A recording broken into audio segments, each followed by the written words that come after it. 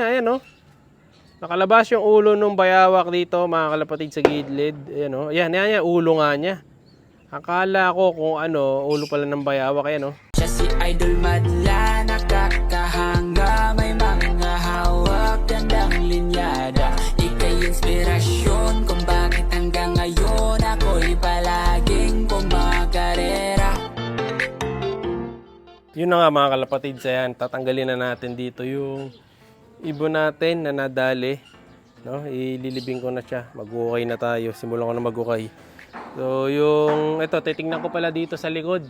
Kasi baka mamaya nandito pala yung dumadali. So, nireview ko na yung CCTV magmula nung alas 12 ng gabi hanggang alas 6 ng umaga. Kanina. Wala tayong nakita na dumaan doon sa taas. Kahit doon sa harapan, wala movement. Pwera na lang doon sa pusa na dumaan. Ayan, yung video ng pusa. Pero sa tingin ko hindi pusa eh. Kasi kung pusa na yun ang pumasok sa loob, kitang-kita natin dapat sa trapdoor. Pero wala, dumaan lang siya sa baba. No? So, maaaring bantay pa nga siya eh. Kung sakaling dagang dumadali. At mukhang may, dali lang. May gumagalaw-galaw doon.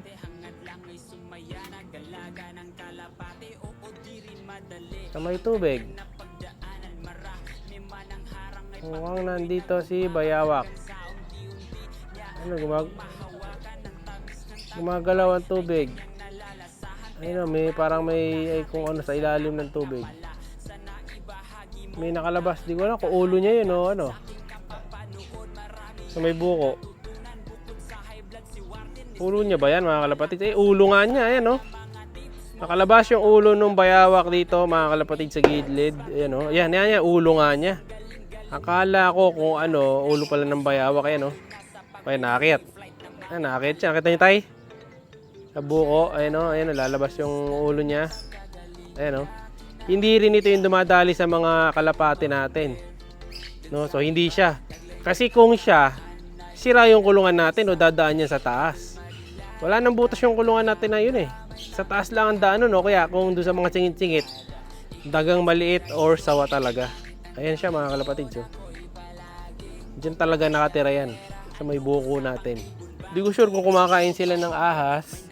Kasi kung kumakain sila ng ahas, maaaring ito pa pala yung ano natin. Maging tagapagligtas mga kalapatid. Bantay pa pala natin dito yan. No, kaya hindi ko rin ginagalaw eh. Saka yun nga, ang alam ko bawal ulihin. Sabi rin sa akin eh. Saka may nabasa din ako. Bawal silang galawin. Kaya di natin ginagalaw yan dito mga kalapatid. Parang alaga na lang natin dito yan.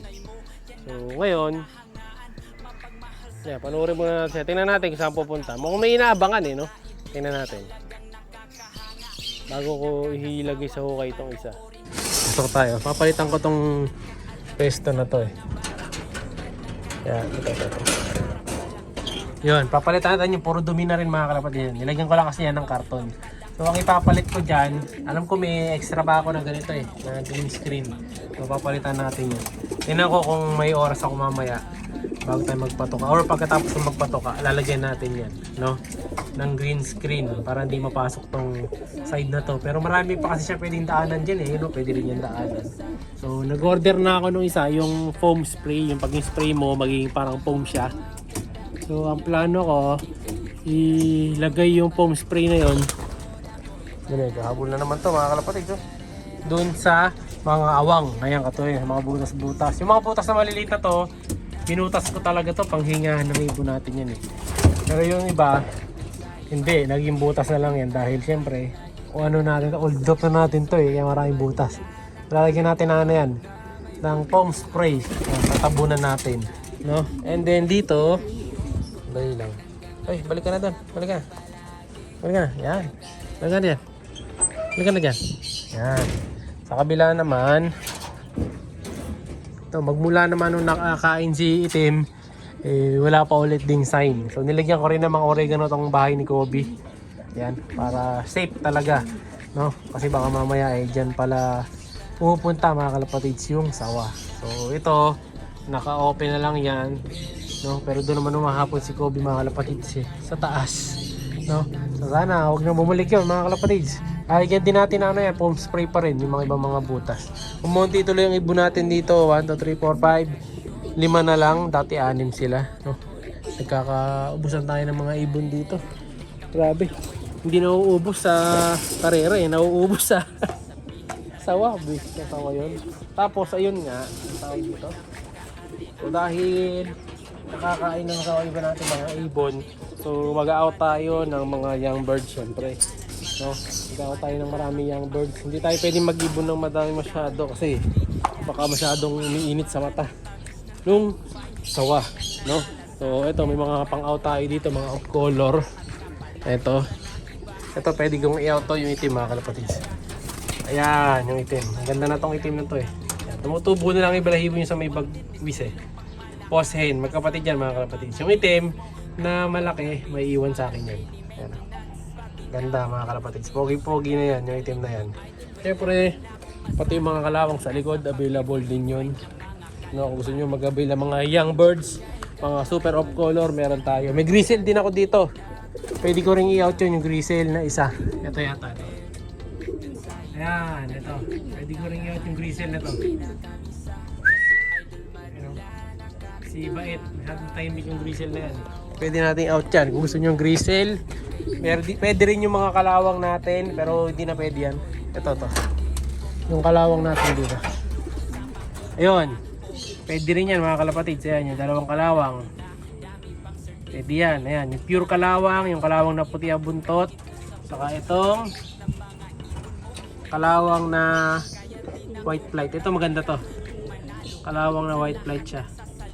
So, kung gusto niyo ng kalawang white flight, ito, meron tayo dito. Ayan. Ganda yan mga kalapatids. Ayun yung isa, pure kalawang. Meron din tayo isang sa likod. May pure white pa tayong isa doon. Ayan. Yung mga naghahanap ng mga young birds. Ayan, dami tayo. Puro color kasi breed natin eh. Ayan, kita ba dito yung puti? Ayun yung puti mga kalapatids. Ayan yung puti. Yung isang kalawang, medyo mailap sila eh. Dahil hindi sila gano'n nakahawakan dito. Tapos sa kabila, check ko lang. Makalubas. Sa kabila naman, ito may mga young birds pa rin tayo. Yung mga available. So abangan nyo iba natin mga young birds dito. No, naglagay tayo ng mga grizzle, saka mga pula. Siyempre may ending bird din tayo. Sa mga gusto umabol, 120 free shipping. Ito yung pang laro natin sa ending ngayon. Ayan. So isang red check, saka yung Japan na isa. So ito yung Japan doon. Papakita ko yung isa. Ayan mga kalapatids. Solid yung Japan na makukuha doon sa Japan Opal to mga kalapatids. Cross stitch shellbout Eddie Noble. Ayan, pamalakasan. Solid. Ayan o. Ganda ng katawan niya mga kalapatids. Macho macho. Naka BBC. Banded. Ayan, nagbabawas tayo ng mga birdies para mapapagawa din natin ng kulungan kasi may plano tayo na dito na lang yung gagawin natin. Kaya sa paggawa ko pa tong kabila, ito na lang itatapusin natin. Madali na to eh. No? So abangan yung magiging plano natin dito. At syempre yung day 2 ng pagpipintura, update ko kayo mga kalapatids. Like, subscribe. Ingat! Siya'y kalapatistang napakagaling na kinakilala.